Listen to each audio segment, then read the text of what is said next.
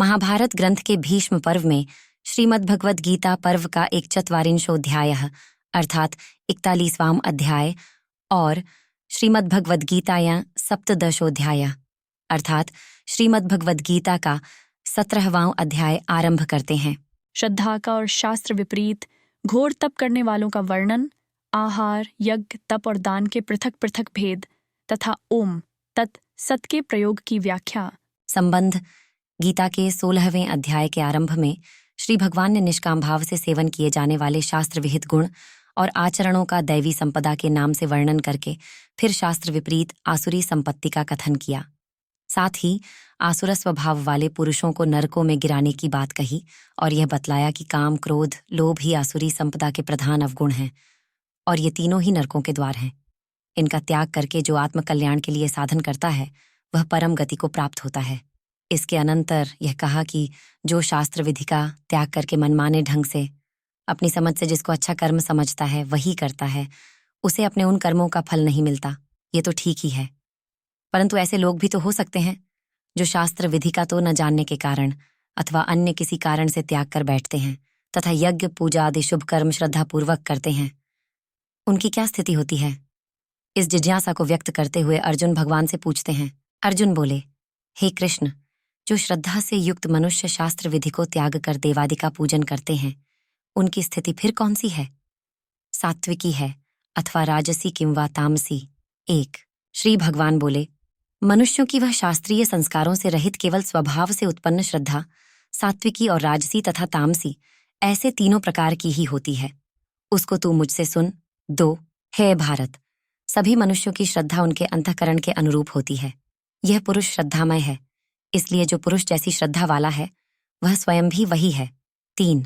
संबंध श्रद्धा के अनुसार मनुष्य की निष्ठा का स्वरूप बतलाया गया। इससे यह जानने की इच्छा हो सकती है कि ऐसे मनुष्यों की पहचान कैसे हो कि कौन किस निष्ठा वाला है। इस पर भगवान कहते हैं, सात्विक पुरुष देवों को पूजते हैं, राजस पुरुष यक्ष और राक्षसों को तथा अन्य जो तामस मनुष्य हैं वे प्रेत और भूत गणों को पूजते हैं। 4। जो मनुष्य शास्त्र विधि से रहित केवल मनः कल्पित घोर तप को तपते हैं तथा दंभ और अहंकार से युक्त एवं कामना, आसक्त और बल के अभिमान से भी युक्त हैं। 5। जो शरीर रूप से स्थित भूत समुदाय को और अंतःकरण में स्थित मुँह परमात्मा को भी कृश करने वाले हैं, उन अज्ञानियों को तू आसुर स्वभाव वाले जान। 6। संबंध त्रिविध स्वाभाविक श्रद्धा वालों के तथा घोर तप करने वाले लोगों के लक्षण बतलाकर अब भगवान सात्विक का ग्रहण और राजस तामस का त्याग कराने के उद्देश्य से सात्विक राजस तामस आहार, यज्ञ, तप और दान के भेद सुनने के लिए अर्जुन को आज्ञा देते हैं। भोजन भी सबको अपनी अपनी प्रकृति के अनुसार 3 प्रकार का प्रिय होता है, वैसे ही यज्ञ, तप और दान भी 3-3 प्रकार के होते हैं। उनके इस पृथक पृथक भेद को तू मुझसे सुन। 7। आयु, बुद्धि, बल, आरोग्य, सुख और प्रीति को बढ़ाने वाले, रसयुक्त, चिकने और स्थिर रहने वाले तथा स्वभाव से ही मन को प्रिय ऐसे आहार अर्थात भोजन करने के पदार्थ सात्विक पुरुष को प्रिय होते हैं। 8। कड़वे, खट्टे, लवणयुक्त, बहुत गरम, तीखे, रूखे, दाहकारक और दुहक, चिंता तथा रोगों को उत्पन्न करने वाले आहार अर्थात भोजन करने के पदार्थ राजस पुरुष को प्रिय होते हैं। 9। जो भोजन अधपका, रस रहित, दुर्गंधयुक्त, बासी और उच्छिष्ट है तथा जो अपवित्र भी है, वह भोजन तामस पुरुष को प्रिय होता है। 10। जो भोजन अधपका, रस रहित, दुर्गंधयुक्त, बासी और उच्छिष्ट है तथा जो अपवित्र भी है, वह भोजन तामस पुरुष को प्रिय होता है। 10। परंतु हे अर्जुन, केवल दंभाचरण के लिए अथवा फल को भी दृष्टि में रखकर जो यज्ञ किया जाता है, उस यज्ञ को तू राजस जान। 12। शास्त्र विधि से हीन, अन्नदान से रहित, बिना मंत्रों के, बिना दक्षिणा के और बिना श्रद्धा के किए जाने वाले यज्ञ को तामस यज्ञ कहते हैं। 13। संबंध इस प्रकार 3 तरह के यज्ञों के लक्षण बतलाकर अब तप के लक्षणों का प्रकरण आरंभ करते हुए 4 श्लोकों द्वारा सात्विक तप के लक्षण बतलाते हैं। देवता, ब्राह्मण, गुरु और ज्ञानीजनों का पूजन, पवित्रता, सरलता, ब्रह्मचर्य और अहिंसा, यह शरीर संबंधी तप कहा जाता है। 14। जो उद्वेग न करने वाला, प्रिय और हितकारक एवं यथार्थ भाषण है तथा जो वेद शास्त्रों के पठन का एवं परमेश्वर के नाम जप का अभ्यास है, वही वाणी संबंधी तप कहा जाता है। मन की प्रसन्नता, शांत भाव, भगवत चिंतन करने का स्वभाव, मन का निग्रह और अंतःकरण के भावों की भली भांति पवित्रता, इस प्रकार यह मन संबंधी तप कहा जाता है।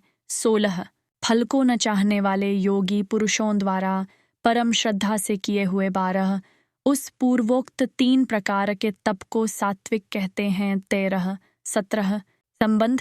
अब राजस तप के लक्षण बतलाए जाते हैं। जो तप सत्कार, मान और पूजा के लिए तथा अन्य किसी स्वार्थ के लिए भी स्वभाव से या पाखंड से किया जाता है, वह अनिश्चित एवं क्षणिक फल वाला तप यहाँ राजस कहा गया है।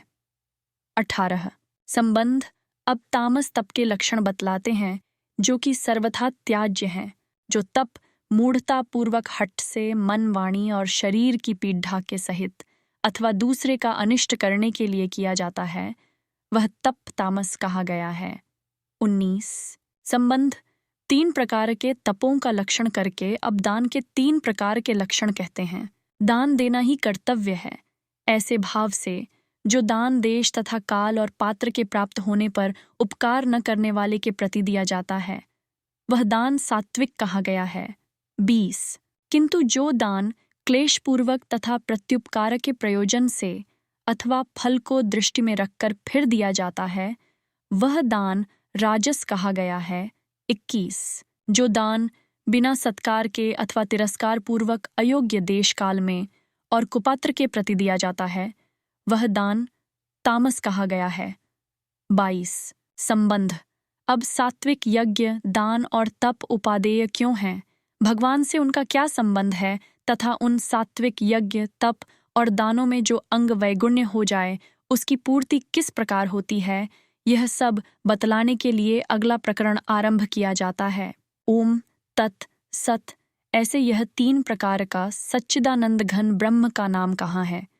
उसी ब्रह्म से सृष्टि के आदिकाल में ब्राह्मण और वेद तथा यज्ञादि रचे गए। 23 संबंध। परमेश्वर के उपर्युक्त ओम, तत् और सत, इन 3 नामों का यज्ञ, दान, तप आदि के साथ क्या संबंध है, ऐसी जिज्ञासा होने पर कहते हैं।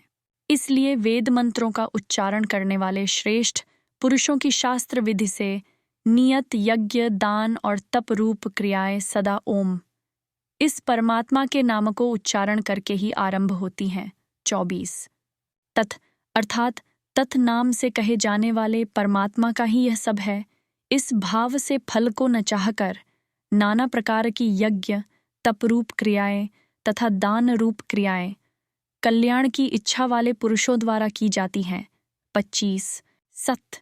इस प्रकार यह परमात्मा का नाम सत्य भाव में और श्रेष्ठ भाव में प्रयोग किया जाता है तथा हे पार्थ, उत्तम कर्म में भी सत्य शब्द का प्रयोग किया जाता है।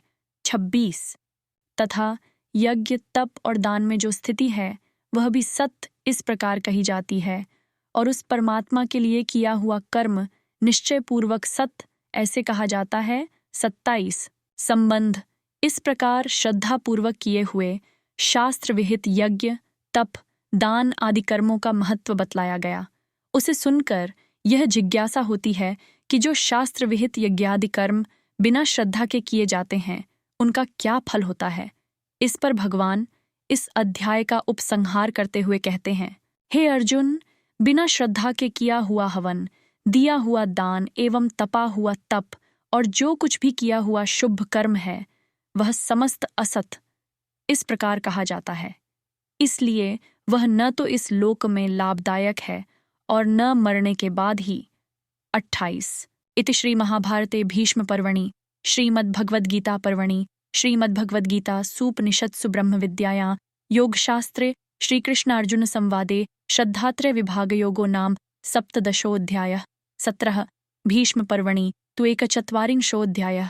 41 इस प्रकार श्री महाभारत भीष्म पर्व के श्रीमद्भगवद गीता पर्व के अंतर्गत ब्रह्म विद्या और योग शास्त्र रूप श्रीमद्भगवद गीतोपनिषद श्री कृष्णार्जुन संवाद में श्रद्धात्रय विभाग योग नामक 17वां अध्याय पूरा हुआ। 17 भीष्म पर्व में 41वां अध्याय पूरा हुआ। 41